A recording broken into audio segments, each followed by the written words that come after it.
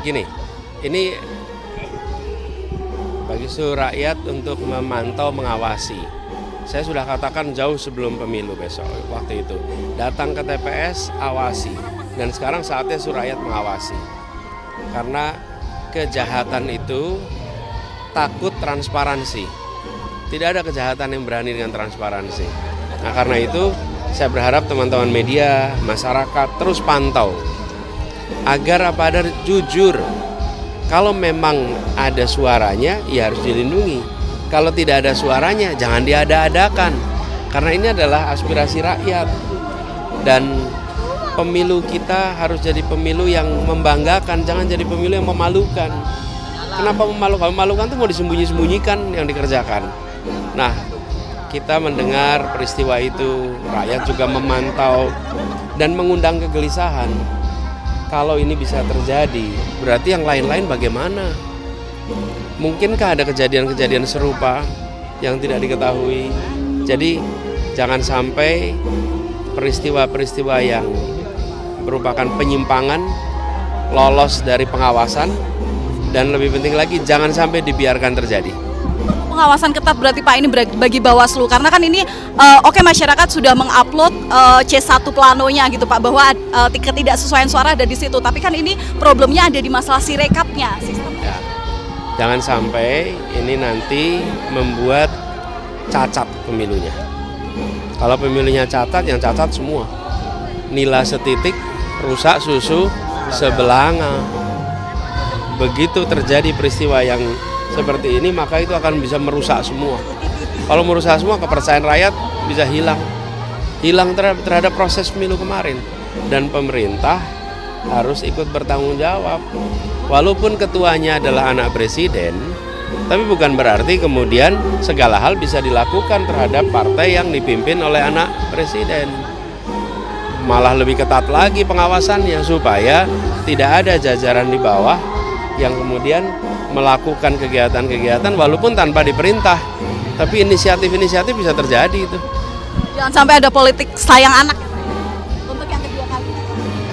Kalau memang Pak Jokowi itu cawe-cawe interfere, ya kenapa sekarang ya? Kenapa angkanya itu masih 3,13 ya? Kalau memang udah mau cawe-cawe, mau intervensi, ya dari awal dong. Dia kan punya, orang menganggap dia punya otoritas yang sangat tinggi kan. Jadi dia katakan kalau sayang anak, kenapa dibikin anaknya pusing dulu ya, sampai nggak naik-naik ya, baru sampai sekarang jadinya, sekarang pun masih 3,13. Kalau Jokowinya sayang anak, dalam artian bersikap diskriminatif gitu ya, ya udah dari awal dong, ngapain nunggu sampai sekarang ya. Jadi buat saya itu bullshit lah ya, tuduhan-tuduhan semacam itu, operasi sayang anak tuh mengada-ada. Dan saya rasa ini memang konstan bahwa ada begitu banyak pihak yang takut ya PSI bisa lolos ke parlemen ya.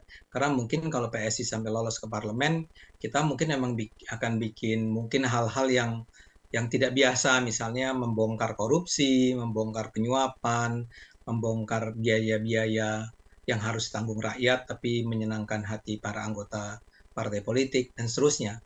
Jadi memang ini biasalah, kita diserang dengan cara yang menurut saya tidak adil, tapi nggak apa-apa, masyarakat kan bisa menilai sendiri ya.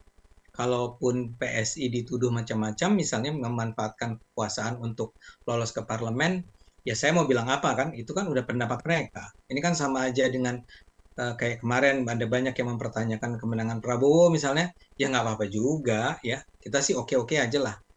Yang penting kaminya jujur, kami tidak pernah melakukan money politics misalnya, kan sekarang sudah terbongkar nih, kalau nggak salah indikator yang bilang kan, menurut masyarakat money politics terbesar dilakukan oleh satu PDIP, kedua PKB kalau nggak salah. Ya mungkin kita perlu juga ngomongin itu ya, itu real itu kalau betul-betul hasil penelitiannya itu benar, dan saya yakin benar, itu hal yang sangat penting untuk ditanggapi. Lonjakan suara dari Partai Solidaritas Indonesia atau PSI ini kita lihat dalam beberapa hari terakhir sangat tidak masuk akal, dengan lonjakan bisa sampai ratusan ribu hanya dalam beberapa jam, dan juga kenaikan dalam presentasi pencapaian suara yang sudah melampaui 3%, walaupun sebelumnya masih jauh di bawah 3%.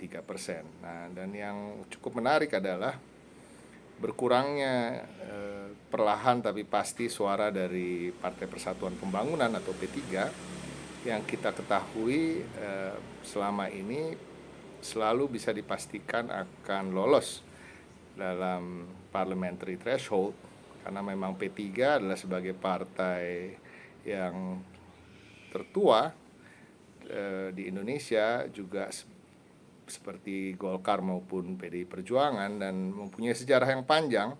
Dan P3 sendiri tentunya mempunyai suara di seluruh pelosok Indonesia, suara-suara basis-basis pemilih dari kalangan Muslim.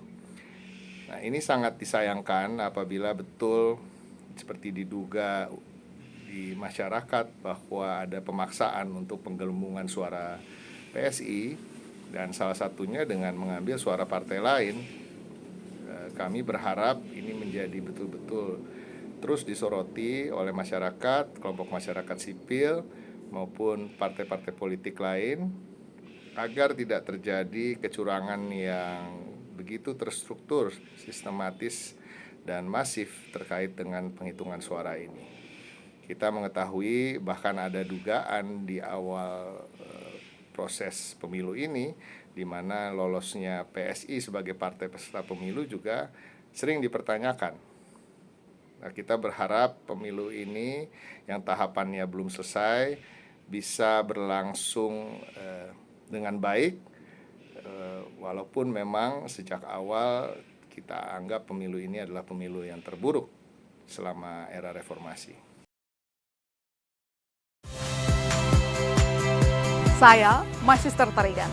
Saksikan program-program Kompas TV melalui siaran digital, pay TV, dan media streaming lainnya. Kompas TV, independen, terpercaya.